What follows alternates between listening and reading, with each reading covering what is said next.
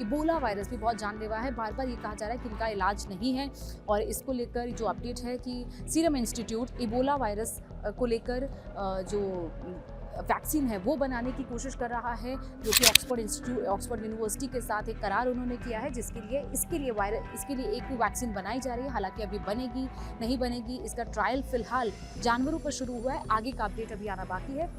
और इसमें अगर मृत्यु दर की बात करें तो हंता वायरस में 10 से 40%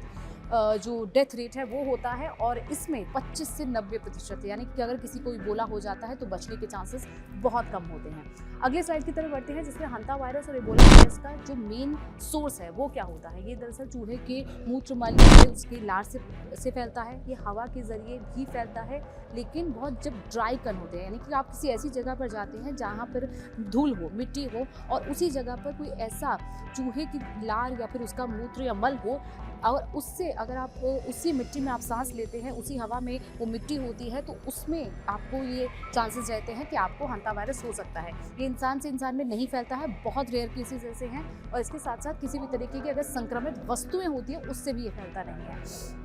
इबोला वायरस की बात करते हैं तो इसका जो मेन सोर्स है वो संक्रमित इंसान या जानवर होता है, या मुख्य तौर पर ये जानवरों से फैलता है, लेकिन अगर किसी इंसान को भी है तो ये उसके जरिए भी ह्यूमन टू ह्यूमन फैल सकता है। इसके अलावा इसका हवा से फैलाव नहीं होता है, यानी कि ये कंटामिनेटेड डिसीज नहीं है और इसके साथ साथ ये इंसान से इंसान में फैलता है और संक्रमित वस्तुओं के जरिए भी फैलता है। यही वजह है कि इबोला वायरस को लेकर और ज़्यादा सावधान रहने की ज़रूरत है। इसके अलावा इसका सबसे बड़ा बचाव क्या है? बचाव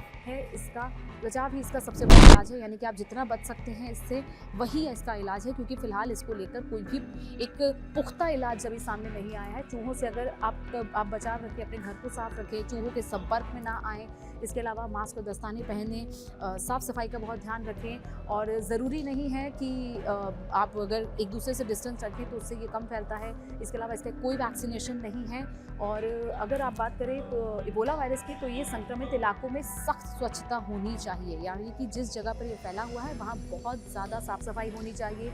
जंगली जानवरों से दूरी बनाई जानी चाहिए, स्पेशली चमगादड़ और बंदर, इन जानवरों से बहुत ज़्यादा फैलता है। इसके अलावा अगर आपको अपनी सेफ्टी रखनी है तो उसके लिए आप पीपी किट, जैसे कि कोविड में हम सब ने अपने आप को प्रोटेक्ट रखा, चाहे पीपी किट के जरिए हो, दस्ताने हो या फिर फेस शील्ड के जरिए, क्योंकि ह्यूमन टू ह्यूमन कांटेक्ट होगा तो जाहिर तौर पर ये फैलेगा। इसके अलावा संक्रमित व्यक्ति से दूरी ज़रूर आपको बनानी चाहिए इबोला वायरस में और इसके लिए वैक्सीन उपलब्ध है, कुछ देशों में ये फिलहाल उपलब्ध है और इसके लिए आइसोलेशन बहुत ज़्यादा ज़रूरी है। अब बात करते हैं हंता वायरस और इबोला वायरस में का कोई पक्का इलाज तो है नहीं हंता वायरस का, और इबोला वायरस का भी कोई पक्का इलाज नहीं है, बहुत लिमिटेड इलाज है। इलाज का तरीका क्या है? हंता वायरस में आईसीयू सपोर्ट और ऑक्सीजन, इसी के जरिए इलाज हो सकता है और इसमें भी सपोर्टिव केयर और एंटीबॉडी थेरेपी है। जैसे कि कोविड में देखा गया था, एंटीबॉडीज़ दी जाती थी ताकि आपकी जो कोविड से आपको बचाया जा सके, और इसमें भी एंटीबॉडी थेरेपी ही आपकी काम आ सकती है इलाज में, और जल्दी पहचान ही आप इससे बच सकते हैं और इसमें भी जल्दी पहचान बहुत ज़रूरी है। जितनी जल्दी आपको इसके सिम्टम्स आपको दिखने लगेंगे और जितनी जल्दी आप इसको पता डिटेक्ट कर पाएंगे उतनी ही जल्दी आप इससे बच पाएंगे। और इसके साथ साथ लगातार ये कहा जाता है कि इन जगहों को ये किडनी और फेफड़े पर हमला करता है और ये रहने वाली जानलेवा बीमारी है, इसमें इंटरनल ब्लीडिंग्स होती हैं। अब अगर बात करें केसेस की तो फिलहाल डीआरसी में, यानी कि डेमोक्रेटिक रिपब्लिक ऑफ कांगो, वहाँ पर केसेस बहुत ज़्यादा हैं, 900 से ज़्यादा केसेस सस्पेक्टेड केसेस आ चुके हैं और इसके साथ साथ 200 डेथ हो चुकी हैं। लोग बहुत ज़्यादा पैनिक वहाँ पर कर रहे हैं, स्पेशली उन जगहों पर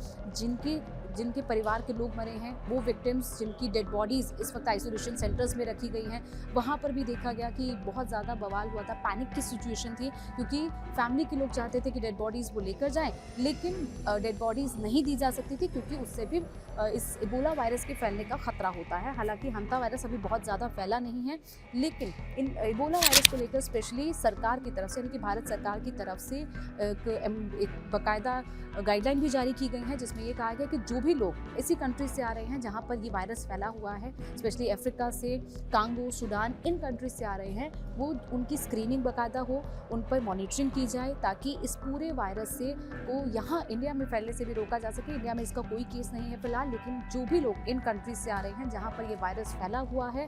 वो उन लोगों की स्क्रीनिंग बाकायदा हो और इसके साथ साथ भारत ने अफ्रीका में भी मेडिसिन्स भेजी हैं। वहाँ पर कई ऐसे ज़रूरी सामान भेजे गए हैं भारत की तरफ से जो कि इबोला वायरस के इलाज में काम आ सकते हैं। यानी कि वहाँ की जो मेडिकल फैसिलिटी से जुड़े हुए लोग हैं, डॉक्टर्स, नर्सेज, उनके लिए भेजा गया है पीपीई किट, फिर चाहे वो हैंड ग्लव्स हों या फिर मेडिसिन हो, ये सब वहाँ पर भेजा गया है ताकि अफ्रीका में अगर ये वायरस और ज़्यादा फैलता है तो भारत की तरफ से ये जो ज़रूरी सप्लाईज़ हैं उसके ज़रिए मदद की जा सके।